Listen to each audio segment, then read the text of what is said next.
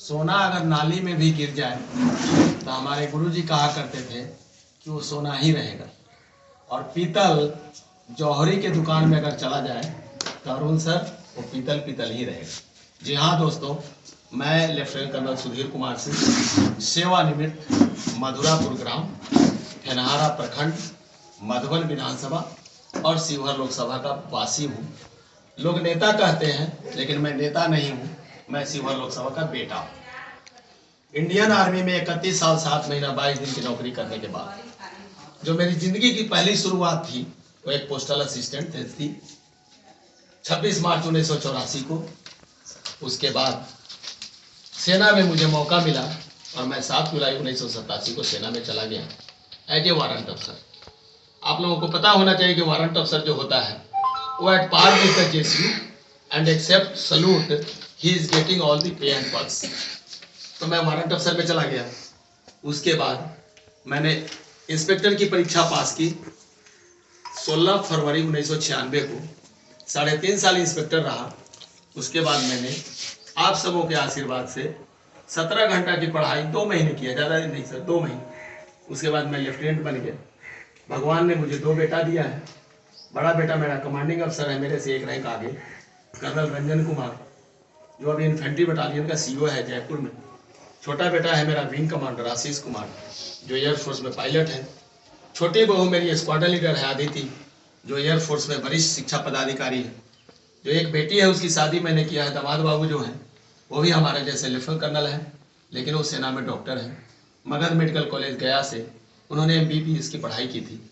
रहने वाले हैं वो समस्तीपुर में, रसलपुर के, जो महानार के बगल में। मेरा रहना सहना मधुरापुर में। डेरा मैंने बना रखा है मुजफ्फरपुर में, बैरिया में, राजेंद्र नगर में। लोग कहते हैं, हम पूछते हैं जब किसी से कि सर घर कहाँ है, तो कहते हैं मोतिहारी।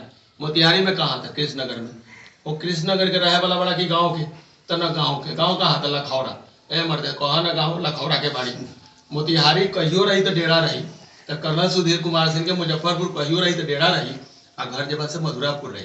तो आदमी को अपना वजूद नहीं छोड़ना चाहिए और आदमी को अपनी पहचान छिपानी नहीं चाहिए।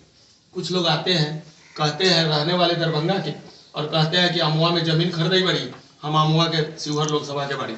ये सब गफलत में नहीं रहना है।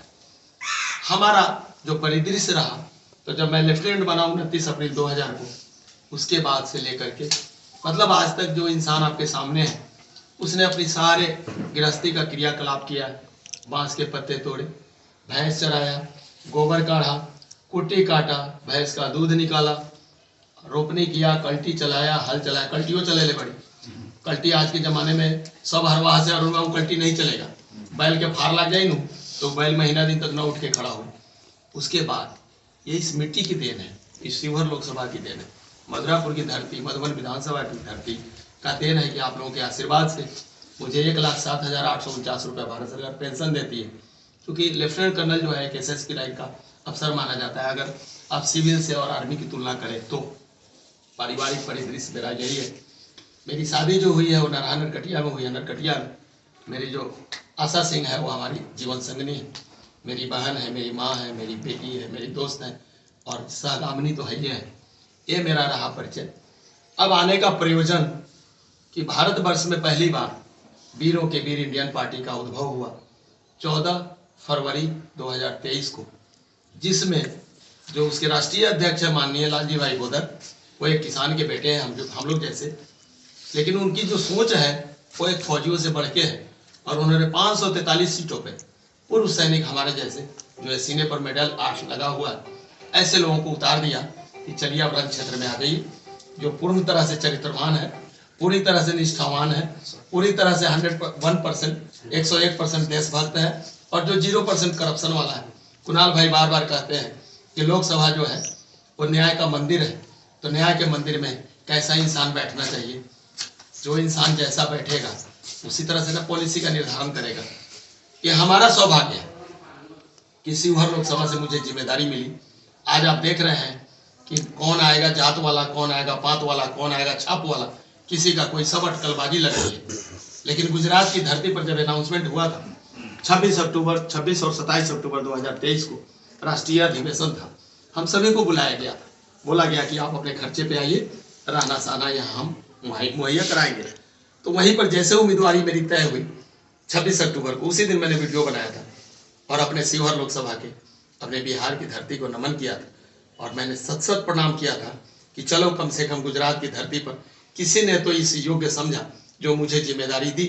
उसी जिम्मेदारी में जो है दिन प्रतिदिन अनवरत आप देख रहे हैं हमारे मधुबन विधानसभा के प्रभारी महोदय प्रवक्ता हैं, मधुबन विधानसभा के प्रवक्ता हैं, फिलहाल प्रखंड के प्रवक्ता हैं, हमारे रामबाबू प्रसाद यादव जी जो है शिवहर लोकसभा के महासचिव हैं, बाबू जो है शिवहर लोकसभा के संरक्षक हैं, उदय प्रताप सिंह जी जो है मधुबन विधानसभा के प्रभारी हैं।